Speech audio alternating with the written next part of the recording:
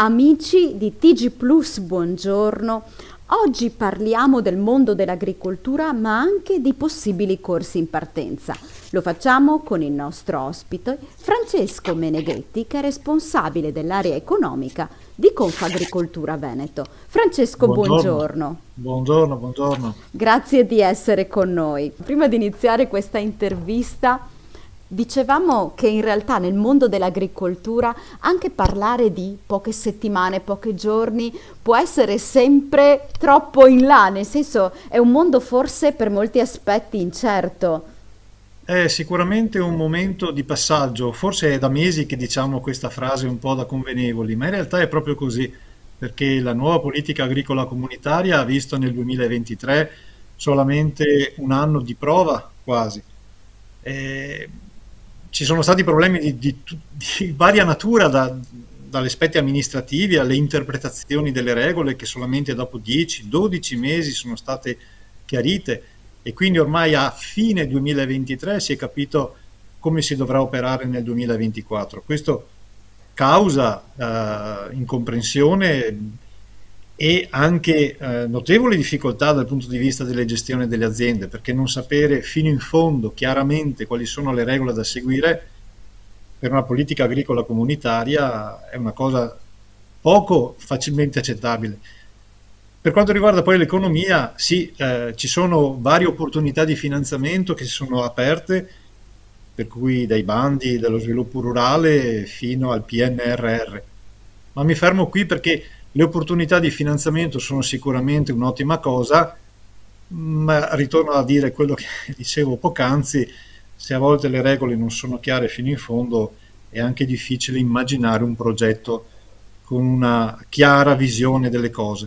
Purtroppo è vero e purtroppo si rischia magari di dare informazioni anche sbagliate proprio perché c'è un divenire molto frenetico. Guardando invece in un'ottica di formazione, come si avvia questo 2024? È un 2024 che riparte all'insegna della nuova programmazione, come dicevo, anche in questo senso, in questo ambito della formazione. Sicuramente c'è una grande attività per quanto riguarda il rilascio e le attestazioni dei cosiddetti patentini, quindi tutto ciò che gira intorno alla formazione necessaria per fornire agli imprenditori quelle che sono le capacità tecniche per la gestione dei prodotti fitosanitari. In questo senso, in ogni provincia e diciamo in numero cospicuo abbiamo organizzato corsi per poter ottenere questi attestati. Questa è la cosa più importante. Dal punto di vista dell'agroambiente, un piccolo collegamento è necessario. Lo sviluppo rurale nel Veneto prevede una serie di finanziamenti per attività rispettose dell'agroambiente, dell'agroclimatico ambiente. Ecco che noi abbiamo organizzato una serie di corsi che vanno dalla gestione dei nitrati, dalla gestione delle deiezioni zootecniche, tutto quello che riguarda poi ancora una volta la difesa integrata e quindi la gestione di fitosanitari e altro. Per cui dal punto di vista proprio della operatività a livello di gestione agronomica aziendale, mi permetto di sottolineare il fatto che Erapra del Veneto è a disposizione in tutte le province, e casomai attraverso la modalità della formazione a distanza anche tramite internet, di poter partecipare a questi tipi di corsi. Abbiamo anche una attività riferita specificatamente all'allevamento dei conigli, abbiamo attenzione anche per allevamenti minori in questo senso, quindi non solamente le zootecnie principali e più organizzate. Per quel che concerne la sicurezza, che cosa ci può dire? I nostri corsi spaziano dalla sicurezza, l'ottenimento e la garanzia del rispetto delle norme inerenti alla sicurezza sui luoghi di lavoro. Anche in questo caso sono veramente un numero cospicuo di occasioni di formazione, quindi invito coloro che fossero interessati a telefonare a questo numero 041 5040 460 50 40 460, oppure scrivere una email ad erapra@confagricolturaveneto.it.